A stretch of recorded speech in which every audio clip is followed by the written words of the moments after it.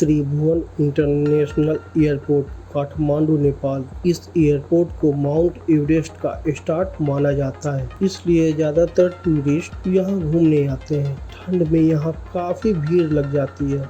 15 जनवरी 2023 को त्रिभुवन international airport Kathmandu से यति airlines flight number 791 उड़ान के लिए तैयार था। प्लेन को कमल केस उड़ा रहे थे। प्लेन में कुल 68 पैसेंजर थे।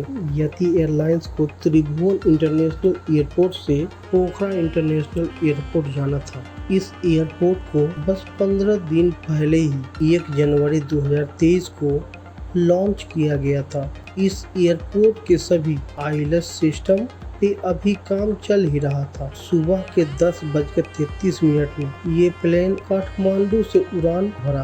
प्लेन में सब कुछ ठीक चल रहा था। उसके बाद ये प्लेन पोखरा एयरबेस में दाखिल हो गया। मौसम भी ठीक था तो एटीसी ने कहा आप रनवे 30 पर लैंड कर सकते हो। प्लेन के अंदर बैठे पैसेंजर भी नज़ारे देख वीडियो बना रहे थे। तभी कैप्टन ने एटीसी से कहा हम प्लेन को रनवे 12 पर लैंड करेंगे।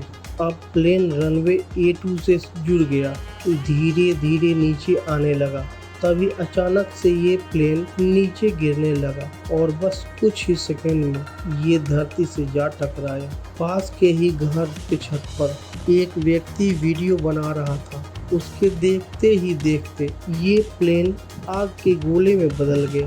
प्लेन में फंसे कुल 72 लोग इस हालत में भी नहीं थे कि अपने आप को इस आग से बचा सके, क्योंकि ये क्रैश इतना भयानक था कि शायद ही कोई इस प्लेन में सही सलामत हो। जब तक रेस्क्यू टीम और आसपास के लोग घटना स्थल पर पहुंचते तब तक तो सारे लोगों की मौत हो चुकी थी। इस प्लेन में 5 इंडियन भी मौजूद थे जो हॉलीडे टूर पर निकले थे। आप सोच सकते हैं इतना बड़ा प्लेन लगभग 500 फीट से नीचे गिरा तो उसका क्या हो सकता है। ये प्लेन ओल्ड पोखरा डोमेस्टिक के ठीक आगे एक नदी के पास क्रैश हुआ। इस हादसे में सभी लोगों की जान चली गई। आखिर इस प्लेन में क्या प्रॉब्लम हुई, आइए इस बात को जानते हैं। दोस्तों ये प्लेन 6500 एल्टीट्यूड पे पायलट ने सेट कर दिया और प्लेन के लैंडिंग गियर को डाउन कर दिया और प्लेन धीरे धीरे 700 के एल्टीट्यूड में पहुंच गया। और जो गलती हुई सब यही हुई थी। कॉकपिट में 2 पायलट मौजूद होते हैं। एक पायलट सब करेगा तो दूसरा उसे चेक करेगा कि प्रोसेस कंप्लीट हुआ या नहीं। यहीं पे सब गड़बड़ी हुई थी। एक ने बोला फ्लैप 30, दूसरे ने कहा फ्लैप 30 चेक।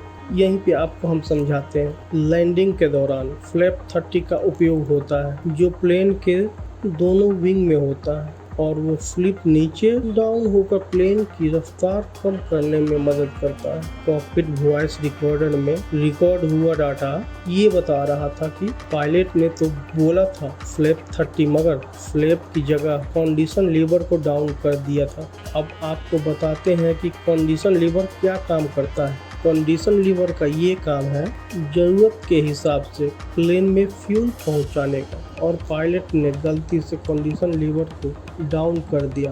अब आप समझ ही सकते हैं जो कंडीशन लीवर फ्यूल पहुंचा रहा था प्लेन के इंजन को, उसे डाउन करके रोक देने पर इंजन बंद ही हो जाएगा।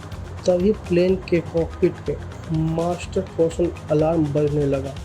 ये अलार्म बहुत से कारणों से बजता है, इसीलिए पायलट कंफ्यूज हो गए, मगर कॉकपिट के डिस्प्ले पर साफ दिख रहा था कि इंजन में फ्यूल नहीं पहुंच रहा था और इतना भी समय नहीं बचा था कि पायलट उसे देख सब कुछ ठीक कर पाते। इसके बाद प्लेन तेजी से अपने रफ्तार में नीचे की ओर गिरता गया और आखिर में एक जोरदार धमाका हुआ। प्लेन में सवार 72 पैसेंजर की मौत हो गई। ये एक दिल दहला देने वाली घटना थी। ये घटना सिर्फ एक छोटी सी गलती की वजह से हुई। ऐसे ही प्लेन के क्रैश के बारे में जानकारी चाहिए तो प्लीज़ मेरे चैनल को लाइक और सब्सक्राइब करें। तो दोस्तों मिलते हैं अगले वीडियो में, तब तक के लिए जय हिंद, वंदे मातरम।